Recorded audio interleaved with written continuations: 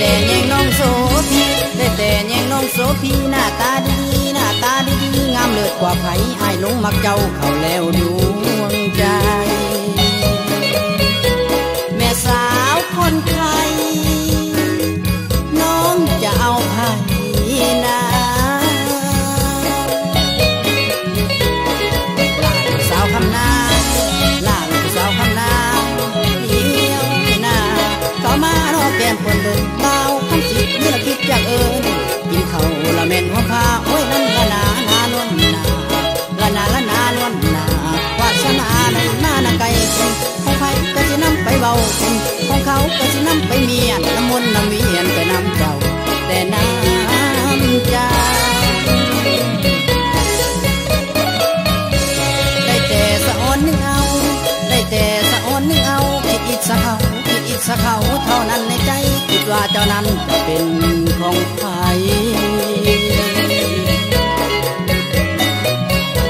เป็นแฟนขวัญใจน้องนั้นคนงามจังแม่นว่าของทิตาจังแม่นว่าของทิตาอยากได้กันนาเป็นแฟนแต่เดีหักน้องแห่งหลายหัวใจสิเทเป็นเมียไผเด้น้อแม่เลือทองลาละสาวคำนาลาละสาวคำนาจบจบละแม่นจังนองามละแม่นจังนอกินดองเด้อให้สุขาวเบากันสิไปนำไกลไกล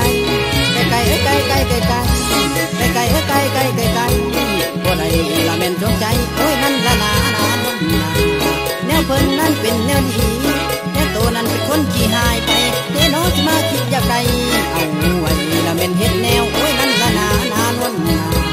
ละนานวลให้หลงลืมลาระวังดูให้หลงลืมลาระวัง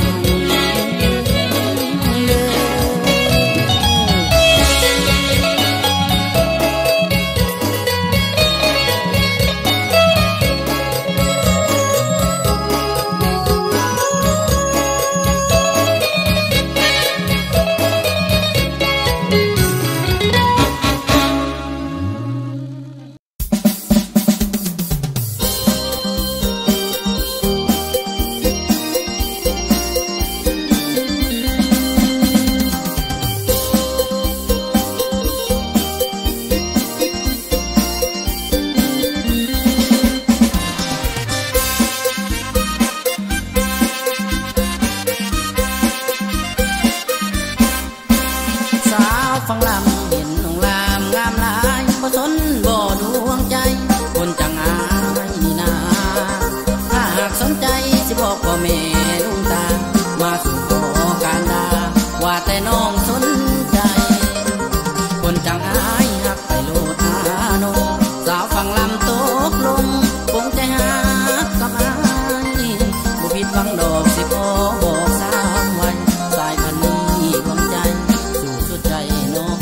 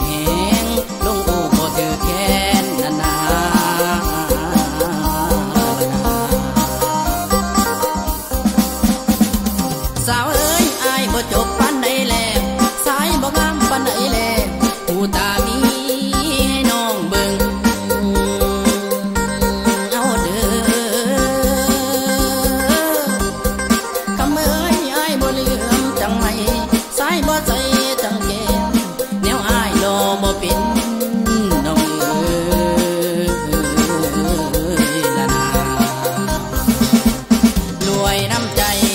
คือด้วยเงินคำลงหักสาวฟังลำกะบ่หันไปลม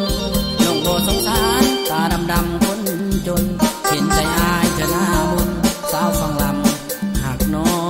ง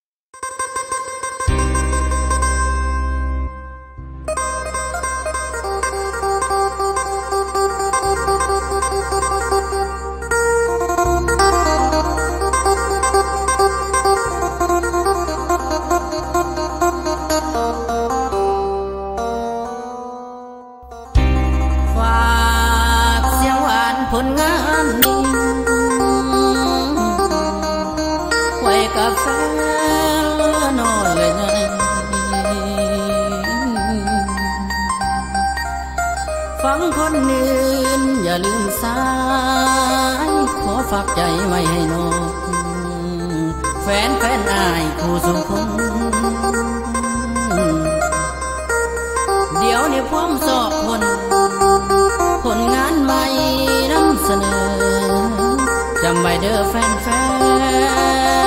ทุกตัวแดนไม่ย่อยามสายมาลำลองเสียงมอง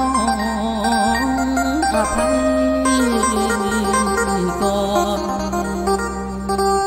ล้อนว่าบุญทรงให้สิพอใดเป็นสวยงาม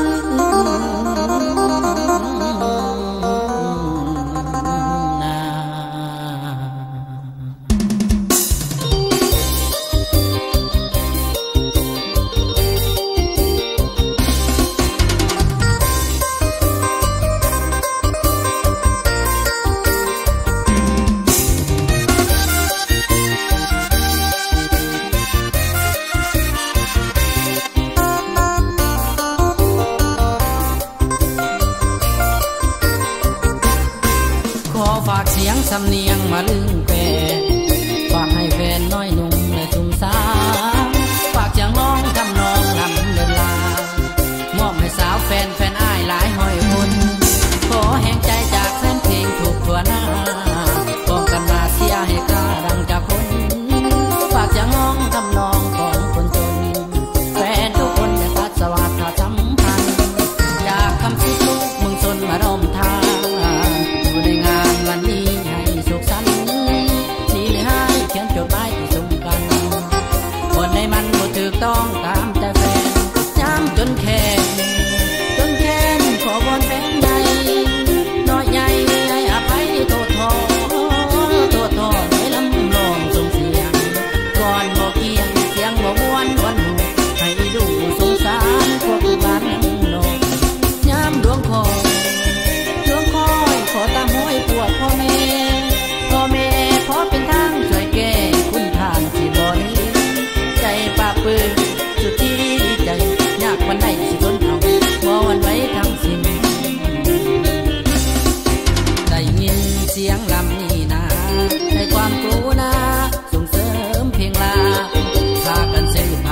สียเถิดสาวแฟนๆตัวดาวขอให้ความมินดู